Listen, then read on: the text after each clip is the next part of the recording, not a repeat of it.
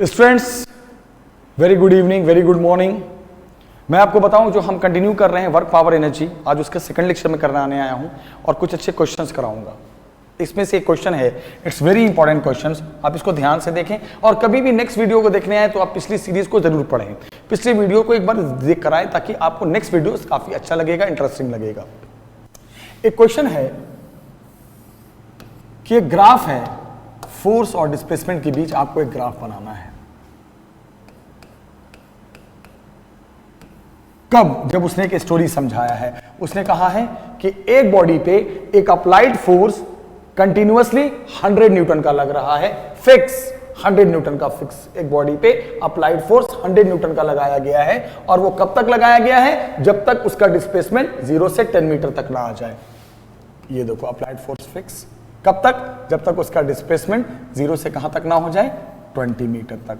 ये डिस्टेंस को मीटर में लो और फोर्स को न्यूटन में लो, और ये फोर्स कितना लग रहा है कंटिन्यूअसली? 100 Newton, right. फिर उसने क्या कहा कि अब अप्लाइड फोर्स धीरे धीरे कम होने लगा। 100 न्यूटन जो फिक्स था, कब तक? जब तक वो 0 से 20 मीटर तक चल रहा था, वो फिक्स था, दैट वाज फिक्स। अब उसने क्या कहा? अब धीरे धीरे अप्लाइड फोर्स कम होने लगा, 100 न्यूटन से कम होते होते 50 न्यूटन तक पहुंच गया नेक्स्ट 20 मीटर में। इसका मतलब क्या हुआ बेटा? अब अप्लाइड फोर्स कम होने लगा, कम होने लगा, कम होने लगा, कम होने लगा। कहां तक पहुंच गया? 100 से 50 न्यूटन तक। कब? नेक्स्ट 20 मीटर और, यानी डिस्टेंस यहां पे क्या हो गया? 40 मीटर, 20 से 40। क्या कहा तो उसने क्वेश्चन में? फिर से देखो, एक ग्राफ बनाओ फोर्स और डिस्प्लेसमेंट के बीच। कब? जब वो 0 से 20 मीटर तक ट्रेवल कर रहा था, applied force was fix 100 Newton.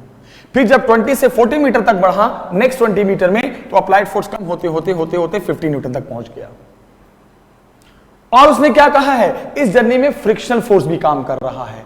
Surface rough है, जो बॉडी चल रही है, जिसको फोर्स लगाया जा रहा है, वो रफ सरफेस पे चल रहा है। और फ्रिक्शनल फोर्स के बारे में कहा है कि वो फिक्स है वो 50 न्यूटन पर, वो उसमें कोई चेंज नहीं आया। अप्लाइड में तो चेंज आया, 0 से 20 मीटर तक 100 न्यूटन पे फिक्स रहा और नेक्स्ट 20 से 40 मीटर तक वो घटते घटते 50 न्यूटन तक आ गया। लेकिन फ्रिक्शनल फोर्स फिक्स है, वो 50 न्यूटन पे फिक्स है। तो आप बोलोगे सब फ्रिक्शनल फोर्स को ग्राफ में कहां दिखाएं? ये तो जगह अप्लाइड फोर्स ने ले ली है ये वाली। तो परेशान नहीं होना है, बिल्कुल परेशान नहीं होना है। आप परेशान होगे तो मैं दुखी रहूंगा, आपको परेशान नहीं होने दूंगा मैं, बिल्कुल नहीं बच्चे। अब क्या करो, क्योंकि ये अप्लाइड फोर्स है और ये फ्रिक्शनल फोर्स है। अप्लाइड फोर्स ले जाता है, फ्रिक्शनल फोर्स रोकता है। तो ग्राफ में ये दोनों अपोजिट साइन में दिखने चाहिए, क्योंकि ये सपोर्टिंग है और ये अपोजिंग फोर्स है। तो जब नेचर इसका उल्टा है तो ग्राफ में भी आपको नेचर उल्टा दिखाना पड़ेगा। याद रखना, अगर आपने उधर अप्लाइड फोर्स दिखाया है तो ग्राफ में फ्रिक्शनल फोर्स आपको इधर दिखाना पड़ेगा। क्यों? क्योंकि अप्लाइड फोर्स और ये फ्रिक्शनल फोर्स, दोनों के नेचर अलग हैं, दोनों का काम अलग है। इसका काम है ले जाना, इसका काम है अपोज करना। तो ग्राफ में जब आपको दोनों फोर्स शो कर रहे हैं अकॉर्डिंग टू द क्वेश्चन, तो ग्राफ में साइन भी अपोजिट होना चाहिए। अप्लाइड फोर्स अगर प्लस वाई एक्सिस में है तो frictional force minus Y axis में होना चाहिए। अब क्या बोला जा रहा है कि frictional force through out the motion, इसमें कोई चेंज नहीं आया, ये अपनी जगह पे फिक्स है। कितने पे फिक्स है? 50 न्यूटन का। तो इसको लिखोगे 50। लेकिन ये -50 क्यों? क्योंकि नेगेटिव साइड दिखाया गया है। नेगेटिव साइड क्यों? क्योंकि ये फ्रिक्शनल फोर्स है। फ्रिक्शनल फोर्स अपोजिंग होता है, अप्लाइड का उल्टा होता है। तो जब इसको प्लस वाई में दिखाएंगे तो इसको माइनस वाई में दिखाएंगे। पूरी कहानी का ये फोर्स और डिस्प्लेसमेंट ग्राफ था। अब आपके सामने मुझे लगता है पूरी तरह से कहानी क्लियर हो गई कि कहा क्या था सवाल में कि जब वो बॉडी 0 से 20 मीटर तक मूव कर रही थी तो अप्लाइड फोर्स फिक्स था 100 न्यूटन तक। फिर जब 20 से 40 मीटर तक बॉडी आगे बढ़ी तो अप्लाइड फोर्स कम होने लगा, लेकिन जो फ्रिक्शनल फोर्स है इस जर्नी का वो फिक्स रहा, वो तो 50 ही पे रहा। जो फ्रिक्शनल फोर्स चूंकि अपोजिंग है तो ग्राफ में इसको प्लस साइन के बजाय माइनस साइन में, नेगेटिव की तरफ दिखाएंगे। अब उसने कहा है कि इस पूरी कहानी का ग्राफ जब आपने बना दिया बेटा, तो अब इसका वर्क डन निकालो कि इस पूरे प्रोसेस में वर्क डन क्या हुआ। और मैं आपको पढ़ा चुका हूं, आपको याद है या नहीं याद है कि जो एरिया होता है किसका? फोर्स और डिस्प्लेसमेंट ग्राफ का, एफएस ग्राफ का जो एरिया होता है वही वर्क देता है। तो अब बोलोगे एरिया निकाला जाए, और एरिया किसका निकलता है? शेप का निकलता है। एरिया हमेशा शेप का। अभी ये शेप नहीं है, अभी ये खुली चीज है, अभी ये खुला घर है, अभी ये बंद घर नहीं है। शेप बंद होता है, शेप बंद घर होता है, खुला घर नहीं होता, ओपन हाउस नहीं होता। तो हम पहले इसको शेप में बदलेंगे क्योंकि मुझे एरिया निकालना है। तो शेप में बदलने के लिए क्या करते हैं आपको पता है, मैंने पढ़ाया था, इस घर को बंद करेंगे। बंद करने के लिए यहां से परपेंडिकुलर डाल देंगे, इधर से बंद करना है, यहां से परपेंडिकुलर डाल देंगे।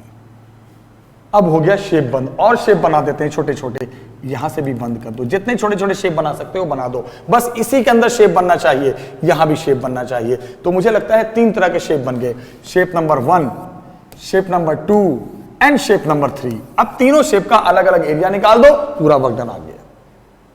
That is the concept.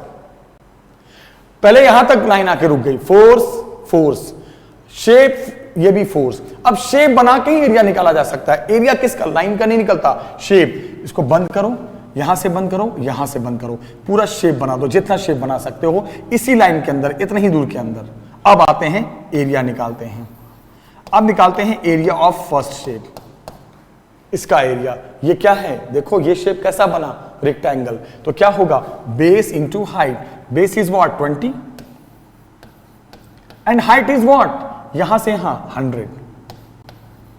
Answer is 2000। अब निकालो एरिया किसका, सेकंड शेप का। Area of second shape. Second shape देखो साफ दिख रहा है, ट्रेपीजियम है। Second shape is what, trapezium, साफ क्लियर। तो इसका एरिया कैसे निकालेंगे, ट्रेपीजियम के फॉर्मूले से। क्या होता है, half sum of parallel sides, this one plus this one. यहां से यहां तक क्या है 100 प्लस यहां से यहां कितना है 50 और इनटू याद है distance between both parallel sides 20 से 40 कितना है ये 20। अब बताओ मैथ्स के कितना आ गया, 150 10 से कट गया 10 और 150 इंटू 10 1500। ये निकल गया 2 शेप का एरिया। अभी एक शेप और बचा है नीचे वाला, ये भी तो शेप है, ये भी तो फोर्स में आ रहा है। ये अप्लाइड फोर्स का था, ये फ्रिक्शनल फोर्स का था। तो शेप में तो सबको ऊपर से भी कवर करना है, नीचे से भी कवर करना है। थर्ड शेप का एरिया, थर्ड शेप तो साफ मुझे फिर रेक्टेंगल लग रहा है। तो area of third shape, area of third shape क्या हो जाएगा बच्चे, this one into this one, length into breadth. यहां से यहां तक कितना 40 और यहां से यहां तक कितना -50। ये माइनस में इधर है, ध्यान रखना। क्या हो गया इसका area 40 into -50। This is what -2000। आ गया तीनों एरिया, तीनों शेप का एरिया आ गया। अब निकालना है वर्क डन। अब मुझे निकालना है वर्क डन। अब निकालेंगे वर्क डन, अब निकालेंगे वर्क डन। तो वर्क डन कैसे निकालेंगे बेटा, पूरी स्टोरी में, ग्राफ में, फोर्स और डिस्प्लेसमेंट ग्राफ में जो भी शेप बना, जितना टोटल एरिया आप जोड़ दो। टोटल एरिया जोड़ो भाई। सबसे पहला एरिया कितना आया 2000, दूसरा एरिया क्या आया 1500, तीसरा एरिया क्या आया -2000। This plus minus is cancel, so work done is equal to 1500 joule. Yes, this is the work done of this question. ये आ गया आपका वर्क डन। यहां force displacement graph was not given, आपको बनाना पड़ा।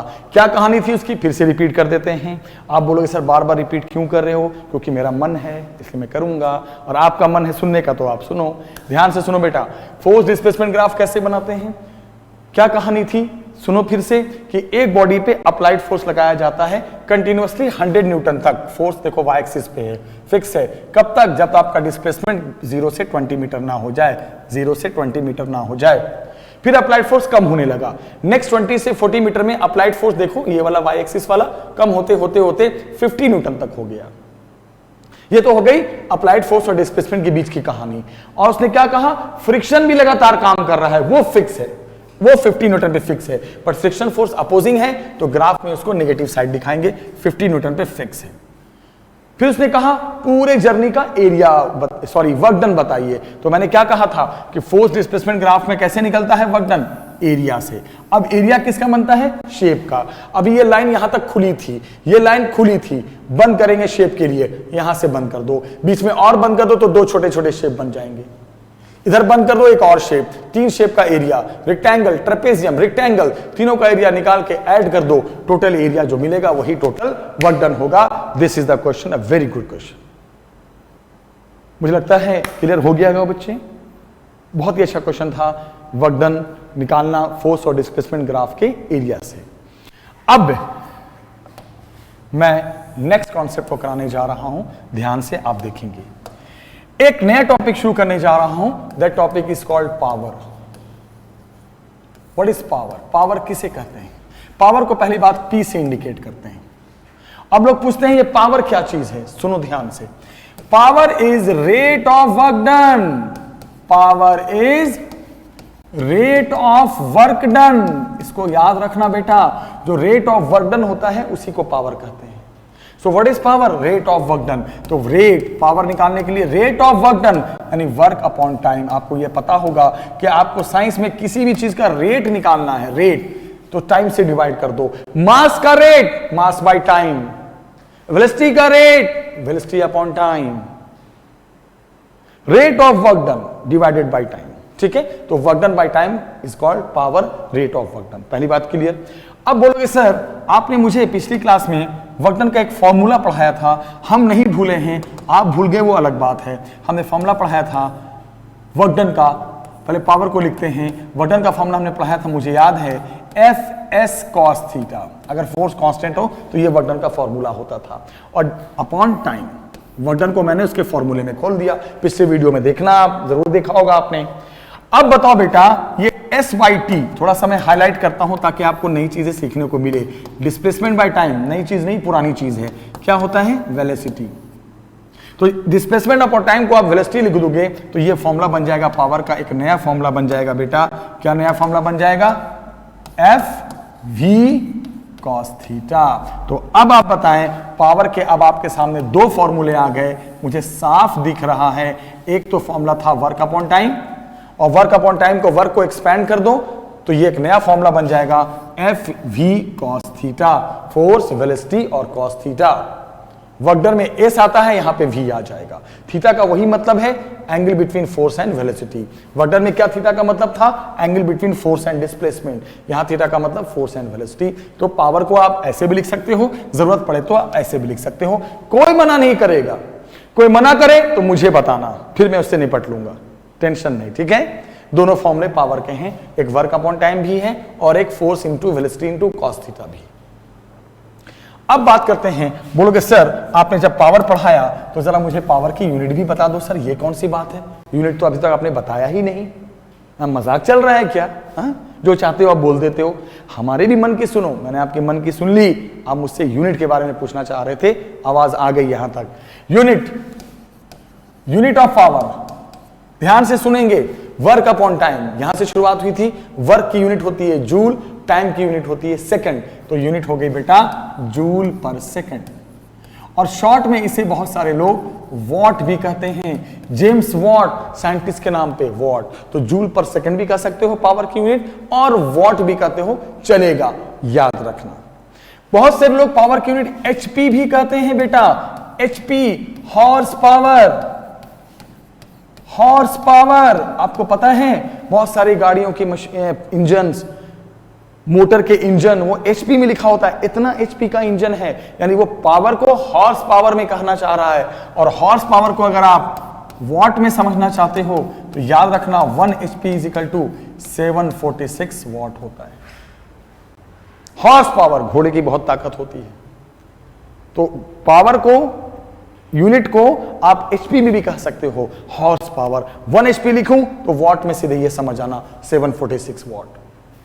तो ये सब चीजें पावर के बारे में थी। पावर वर्क अपॉन टाइम, और दूसरा फॉर्मूला जानना है तो force into velocity into cos theta. Theta force और वेलोसिटी के बीच का एंगल, ये सब चीजें याद रखना। पावर की यूनिट जूल पर सेकेंड, वॉट भी होती है, हॉर्स पावर भी होती है। हॉर्स पावर को वॉट में 746 वॉट कहते हैं।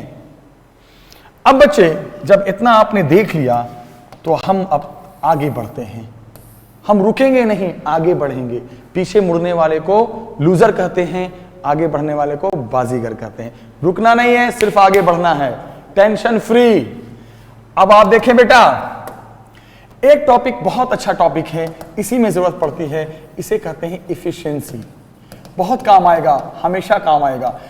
किसी भी चीज की इफिशिएंसी क्या होती है? आपसे कोई पूछे कि what is the meaning of efficiency, efficiency क्या है, व्हाट इज इफिशिएंसी, तो आप उसको बताना कि देखो भाई, हमें सर ने पढ़ाया था, इफिशिएंसी का मतलब होता है output power, output power upon input power. इसको हमेशा ध्यान रखना। साइंस में इफिशिएंसी का मतलब होता है ratio of output power and input power. जैसे मान लो हमारी बॉडी में 1000 वॉट पावर है, लेकिन मैं यूज कर पा रहा हूं सिर्फ 700 वॉट। मैं काम कर रहा हूं, कुछ ये कर रहा हूं, कुछ काम कर रहा हूं, मैं 700 वॉट ही यूज कर रहा हूं, 300 वॉट यूज नहीं कर पा रहा हूं, इधर उधर लॉस हो जा रहा है। तो सुन लो ध्यान से, so output is what 700 and input was your what 1000। तो what you have the input power and what you have the output power, it means आपने उस पावर का कहां यूज किया, कितना आउटपुट के रूप में यूज किया। तो आउटपुट पावर और इनपुट पावर के रेशियो को साइंस में इफिशिएंसी कहते हैं। चाहे वो लिविंग बॉडी हो, चाहे वो नॉन लिविंग बॉडी हो, चाहे वो मशीन हो, चाहे वो इंसान हो, चाहे वो जानवर हो, हर चीज की अपनी अपनी इफिशिएंसी होती है। कहते नहीं है कि उस बंदे की इफिशिएंसी बहुत ज्यादा है यार, बहुत ज्यादा है, तो इसका मतलब यह हुआ कि वो अपने इनपुट पावर का maximum use as output power में कर ले रहा है। दुनिया में कोई ऐसा बंदा नहीं है, कोई ऐसी मशीन नहीं है जिसकी एफिशिएंसी 100% हो, सॉरी जिसकी एफिशिएंसी कितनी हो बेटा 100% हो। कोई ऐसा बंदा नहीं है। अगर मैं कहूं कि किसी बंदे की एफिशिएंसी 100% है, 100%, तो इसका मतलब पता क्या हुआ कि जितना का इनपुट था सब आउटपुट में यूज कर लिया। पॉसिबल ही नहीं है, लॉस तो 10 तरह से हो जाता है। तो इसीलिए ये सब चीजें एफिशिएंसी से पता चलती है, ratio of output power and input power. अब जब आपने इतना पढ़ लिया है, तो अब आप पावर पे छोटे छोटे एक दो कॉन्सेप्ट्स करते हैं, बहुत अच्छे कॉन्सेप्ट जो आपके कॉन्सेप्ट को क्लियर करेंगे। एक छोटा सा सवाल मेरे मन में आ रहा है, तो मन में आए तो कर देना चाहिए। क्वेश्चन ये आया कि एक बॉडी का जो पावर है वो कांस्टेंट है। एक बॉडी चल रही है जिसका पावर कांस्टेंट है। एक बॉडी आराम से चल रही है, चलने दो, उसका पावर कांस्टेंट है बेटा। उसने कहा पावर इज कांस्टेंट, ध्यान से सुनना। और वो बॉडी स्टार्टिंग फ्रॉम रेस्ट, मतलब वो स्टार्टिंग रेस्ट से चलना की। स्टार्टिंग फ्रॉम रेस्ट मतलब उसकी इनिशियल वेलोसिटी 0 है। Starting from rest u equal to 0। तो उसने कहा है वो बॉडी जो डिस्टेंस कवर करेगी s कितने टाइम में, t टाइम में, तो इस s और t में उस बॉडी के डिस्टेंस कवर और टाइम जो उसने लगाया, इनमें रिलेशन बताइए। शर्त क्या दिया, उस बॉडी का पावर कांस्टेंट है, इनिशियल वेलोसिटी 0 है, तो उस बॉडी के डिस्टेंस और टाइम में क्या रिलेशन होगा, ये आपने बताना है। क्या कंडीशन है, power is constant and initial velocity 0, then what will be the relation between the distance of that moving body with the time. Start करते हैं, ध्यान से सुनना। सबसे पहले पूछा क्या है, आप समझ में आ गया ना। पूछा यह है find relation between S and T। समझ में आ गया बेटा, S एंड T। यस, आते हैं सॉल्यूशन में। सबसे पहले इन दोनों के बीच रिलेशन हमें बताना है। पावर का फॉर्मूला अभी मैंने आपको बताया 2 मिनट पहले, फोर्स इंटू वेलोसिटी। अभी जस्ट FV cos थीटा होता है, लेकिन थीटा आप 0 लो, क्योंकि ये फोर्स अप्लाइड है, तो अप्लाइड फोर्स तो वेलोसिटी की तरफ ही लगता है। कोई फ्रिक्शन फोर्स तो है नहीं, अप्लाइड फोर्स ही लिया गया है, तो थीटा 0 होगा। अप्लाइड फोर्स उसी डायरेक्शन में लगता है जिस डायरेक्शन में वेलोसिटी होती है। अंडरस्टूड सी बात है, क्योंकि मैंने अप्लाइड फोर्स लिया है। अप्लाइड फोर्स का ही कॉन्सेप्ट है, फोर्स इंटू वेलोसिटी हो गया। सुनते रहना, ध्यान से सुनते रहना, बहुत ही अच्छा क्वेश्चन करा रहा हूं, ध्यान से सुनना। अब बेटा एक बात बताओ, P is equal to force into velocity, और फोर्स को लिख सकते हो mass into acceleration. Force can be written as mass into acceleration. क्या क्या मैंने फोर्स को मास इंटू एक्सेलरेशन लिख दिया। फिर आगे देखते जाओ, M A को लिख सकते हैं dv बाई dt। बोलोगे ये क्या क्या चीज हो रहा है सर, अभी पता चलेगा क्या क्या हो गया इतनी देर में। क्या क्या किया मैंने, आप समझो मेरी बात को। फोर्स को मैंने क्या लिख दिया, आप कंफ्यूज ना हो बेटा, फोर्स को किसमें खोल दिया मैंने, मास इनटू एक्सेलरेशन। और एक्सेलरेशन क्या होता है फिजिक्स में जानते होंगे, change in velocity dv, differentiation of velocity with respect to time. आपने पढ़ा होगा थर्ड चैप्टर में, ए होता है डीवी बाई डी टी, वही change in velocity with respect to time. मैंने यही सब कर रहा हूं और कुछ नहीं कर रहा हूं। आपको लग रहा है कि मैं बहुत कुछ कर रहा हूं, बहुत कुछ नहीं कर रहा हूं, सिंपल सा काम कर रहा हूं। तो P इजिकल टू क्या बन गया, m into v into dv by d t. क्या मैं इसको लिख सकता हूं, P is equal to m v dv by d t. क्या मैं इसको लिख सकता हूं dt धर ले जाकर, ध्यान से देखना, P by m dt is equal to v dv। क्या किया मैंने, dt को इधर ले गया, मास को भी इधर ले गया, P बाई m dt। ये d है, आपको थोड़ा सा लग रहा होगा, ये d है, दिस इज d।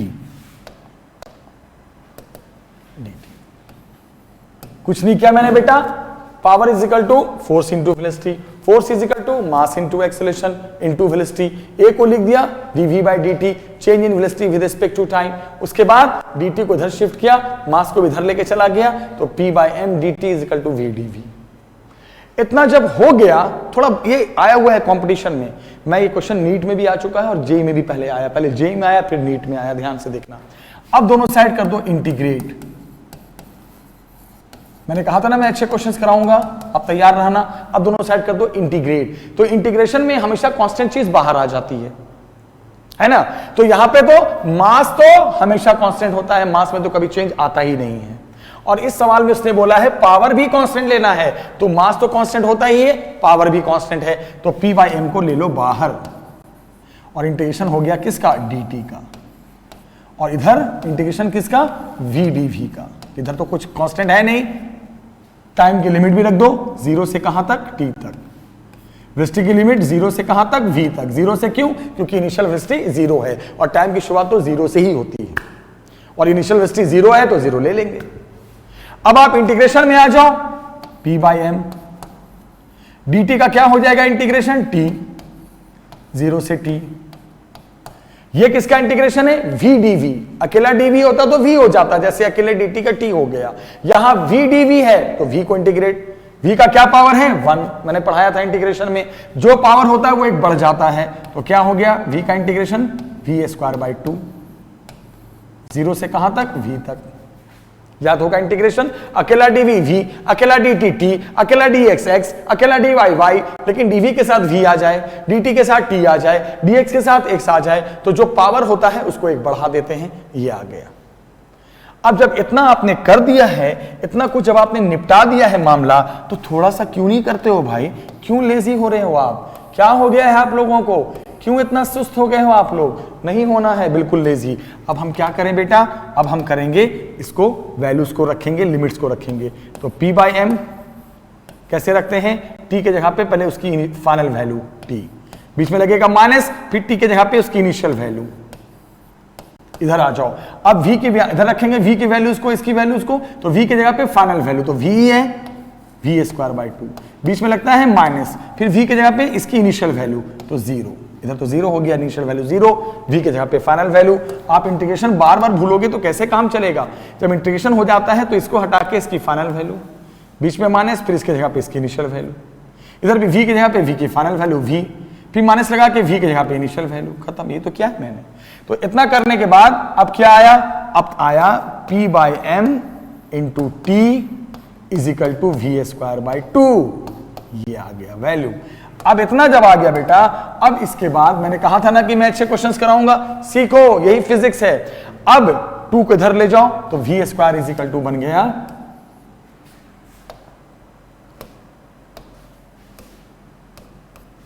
अब देखो फिर से मैं व्हाइट्स में रखता हूं, हाँ, तो v square is equal to क्या बन गया, यहां से आप खुद ही जवाब दो, 2 को यहां शिफ्ट कर दो, आ गया बेटा 2p by m into T, right, 2p by m v square अलग। अब एक को बता दूं मैं, 2 क्या है, कांस्टेंट, P क्या है, कांस्टेंट दिया हुआ है, मास क्या है, कांस्टेंट, ये सारे कांस्टेंट हैं। और आपको पता है फिजिक्स में जब कांस्टेंट हटता है तो पूरा, जब कांस्टेंट हट जाएगा तो प्रोपोर्शनल साइन आ जाता है, v² प्रोपोर्शनल टू t। जब प्रोपोर्शनल हटता है तो कांस्टेंट रहेगा और कांस्टेंट हटेगा तो प्रोपोर्शनल आएगा। कांस्टेंट है तो प्रोपोर्शनल नहीं रह सकता और प्रोपोर्शनल है तो कांस्टेंट नहीं रह सकता। तो अब मैंने क्या किया, कांस्टेंट को उड़ा दिया, तो रिलेशन बन गया v² proportional to t, root लगाओगे तो v proportional to under root of t। ये रिलेशन आया किसमें बच्चों, वेलोसिटी में और टाइम में, जबकि हमें निकालना है डिस्टेंस और टाइम में। अभी मैं पहुंच रहा हूं वेलोसिटी और टाइम में। अब देखते हैं, आगे बढ़ते हैं। फिर आप एक बात बताओ, बोलोगे सर ये कौन सा सवाल हमारे गले डाल दिया, क्यों आप जेई के क्वेश्चन कराने लगे? मन किया कराने लगा, देखता हूं मैं आप बच्चे कितने अच्छे हो, कमेंट जरूर करना कैसा क्वेश्चन लगा। अब v को क्या लिख सकते हैं, आपको मैंने पढ़ाया था, v होता है जैसा a होता है, आप जानते हो ना a कैसे निकालते हैं, v को डिफरेंशिएट करके, change of velocity with respect to time. उसी तरह v कैसे निकालते हैं, change of position displacement with respect to time.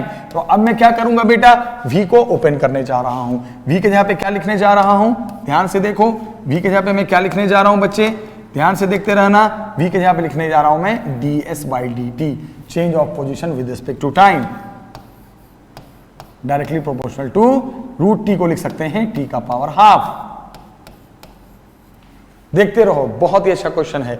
अब dt को उधर शिफ्ट करो, ds प्रोपोर्शनल टू उधर चला गया तो क्या हो गया बेटा, t का power half into dt,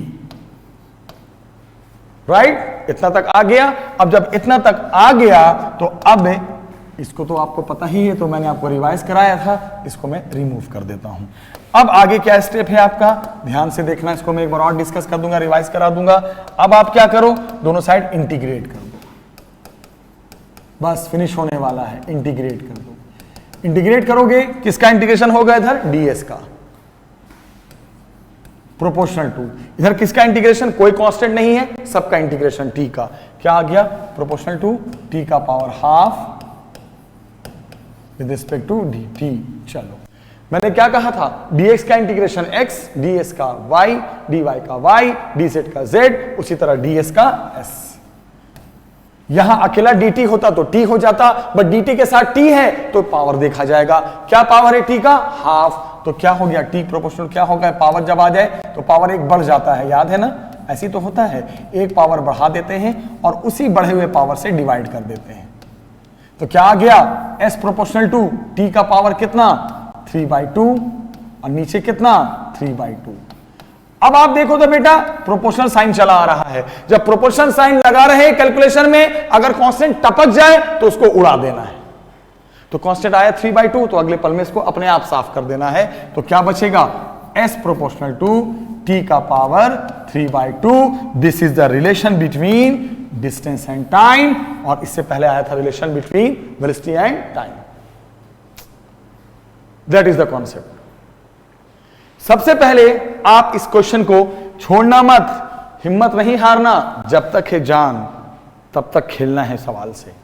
question आप फिर से देखना, इसको मैं एक बार आपको क्वेश्चन एक बार फिर से डिस्कस करता हूं वापस लाके, सुनना क्या क्वेश्चन था।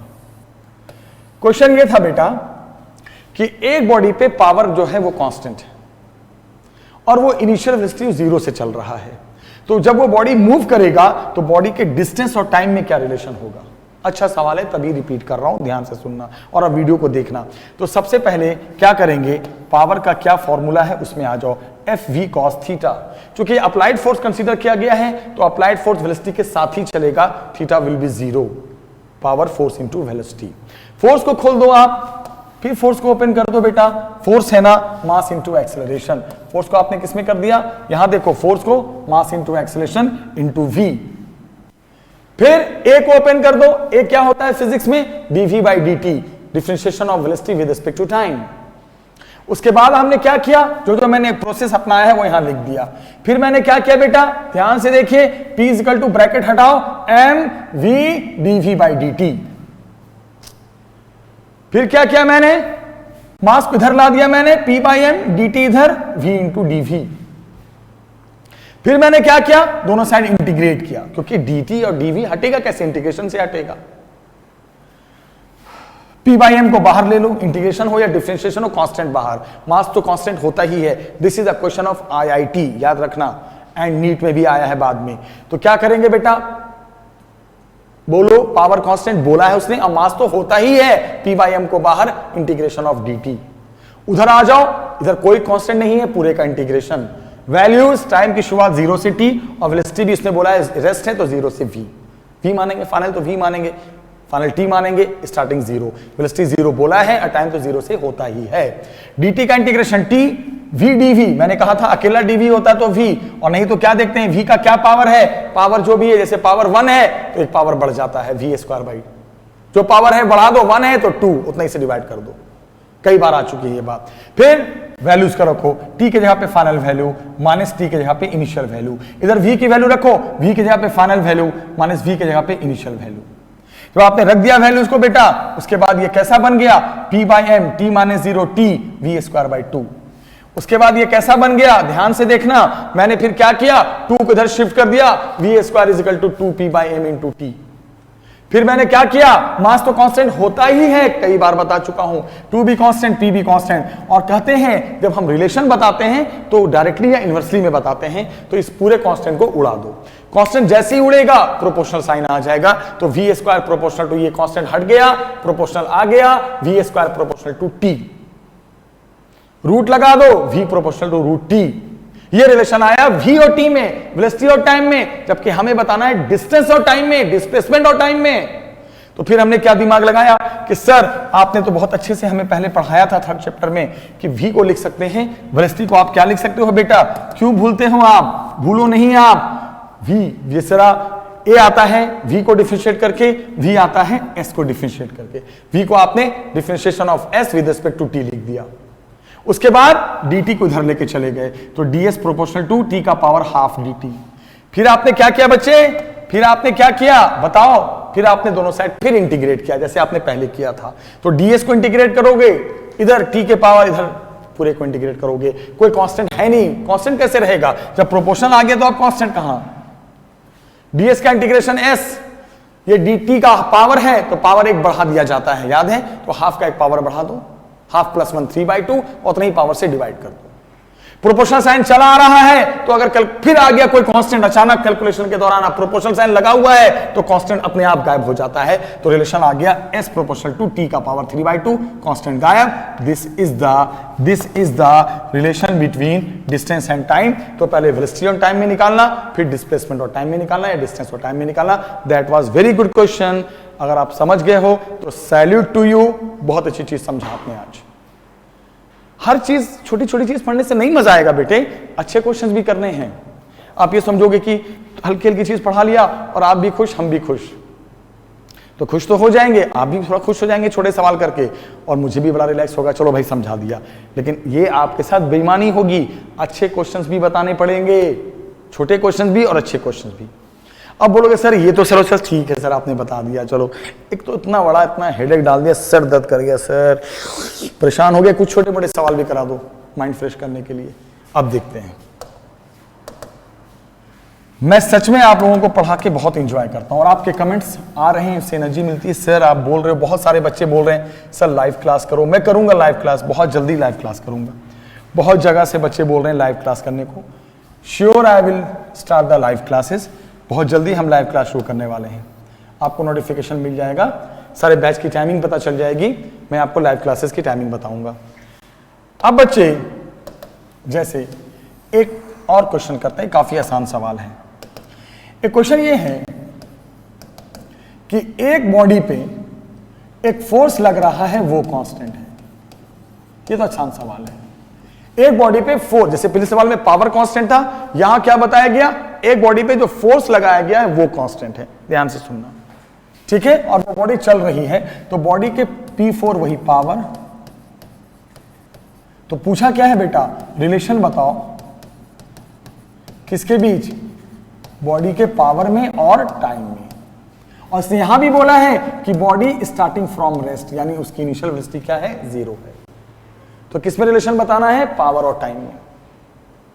पिछले सवाल में पावर वाज कांस्टेंट, रिलेशन बताना था डिस्टेंस और टाइम में।